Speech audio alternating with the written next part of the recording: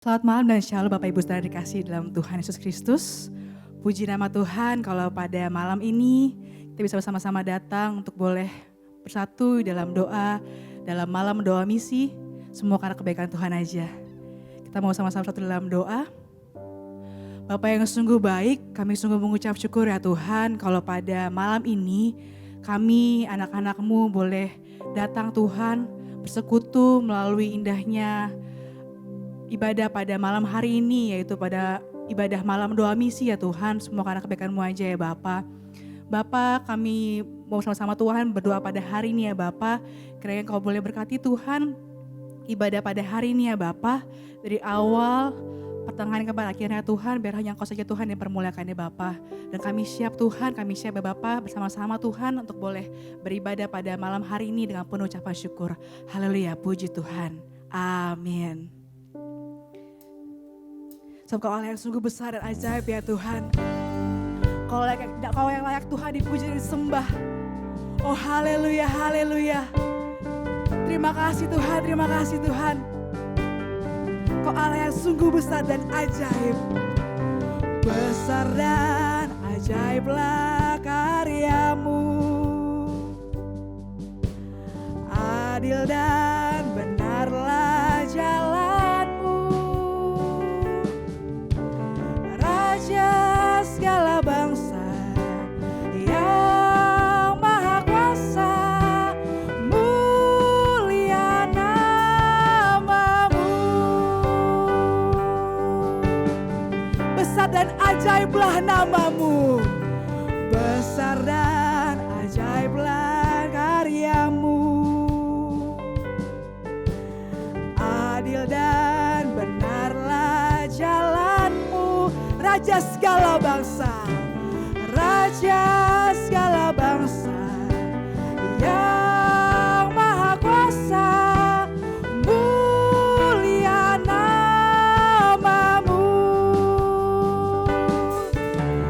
Layaklah segala bangsa sujud kepadamu, sebab Kau Allah yang kudus, layak disembah.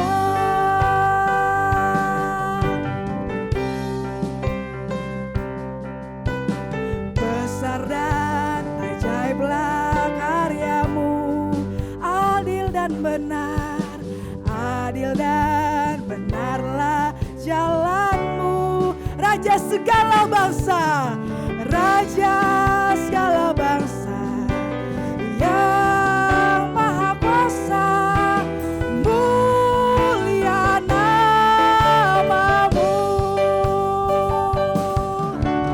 Layaklah segala bangsa sujud kepadamu,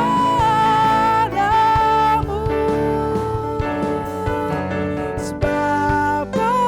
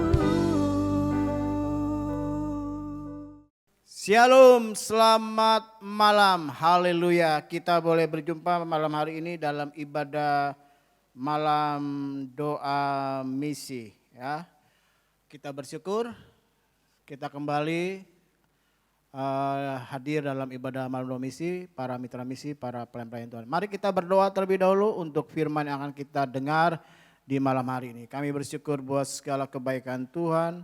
Terima kasih, kami akan mendengarkan sabdamu, firmanmu. Tuhan bicara bagi kami. Dan kami percaya ada sesuatu yang baru yang Tuhan nyatakan bagi kami. Haleluya. Amin. Injil Markus pasalnya yang kelima. Ayat 1 sampai ayat yang ke-20. Yesus mengusir roh jahat dari orang Gerasa. Lalu sampailah mereka di seberang danau di daerah orang Gerasa. Baru saja Yesus turun dari perahu, datanglah seorang yang kerasukan roh jahat dari pekuburan menemui dia. Orang itu diam di sana dan tidak ada seorang pun lagi yang sanggup mengikatnya sekalipun dengan rantainya. Bapak, Ibu, Saudara sekalian, kisah ini menarik.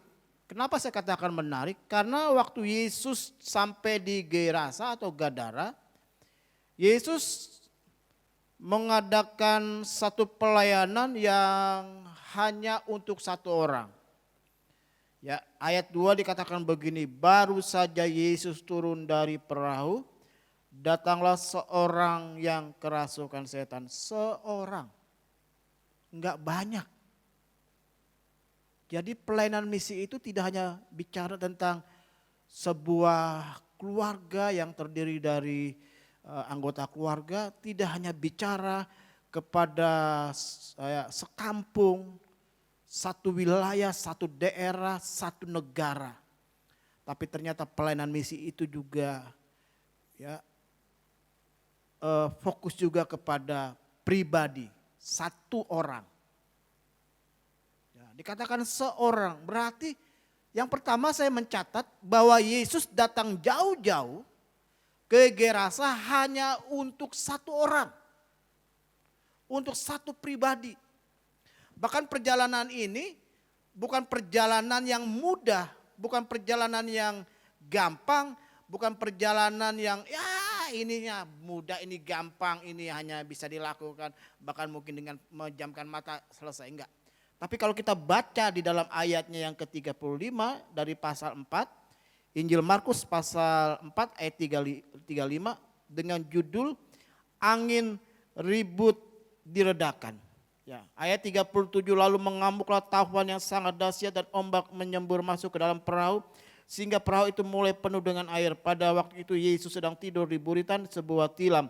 Maka murid-muridnya membangunkan dia dan berkata kepadanya, Guru, Guru, engkau tidak peduli kalau kita binasa. Perhatikan, waktu mereka mau sampai di Gerasa, menuju Gerasa, Gadara ini, di dalam perjalanan mereka dilanda angin taufan. Sampai murid-muridnya ketakutan dan mereka pikir mereka akan mati tenggelam di danau tersebut. Jadi perhatikan, hanya untuk satu jiwa, hanya untuk satu jiwa, Yesus harus menempuh perjalanan yang cukup panjang, menghadapi tantangan angin taufan, perahu yang mereka tumpangi, Yesus dan murid-muridnya dilanda angin taufan dan hampir tenggelam, hanya untuk satu jiwa. Ya, perhatikan, ya, untuk satu jiwa. Lalu yang kedua saya mencatat begini, ya, ayat 10, ya, Markus 5 ayat 10, Injil Markus 5 ayat 10. Ia memohon dengan sangat supaya Yesus jangan mengusir roh-roh itu keluar dari daerah itu. Adalah di sana di lereng bukit sejumlah besar babi sedang mencari makan. Di dalam Injil yang lain ditulis tidak hanya sejumlah besar babi, tapi dicatat 2000 ekor babi. Lalu roh-roh itu meminta kepadanya, katanya, suruhlah kami pindah ke dalam babi-babi itu, biarkanlah kami memasukinya. Lalu Yesus mengabulkan permintaan mereka. Lalu keluarlah roh-roh jahat itu dan memasuki babi-babi itu. Oh ya, di ayat 13 ini ditulis dengan jelas, kawanan babi yang kira-kira 2000 jumlahnya itu terjun dari tepi jurang ke dalam danau dan mati lemas di dalamnya. Perhatikan.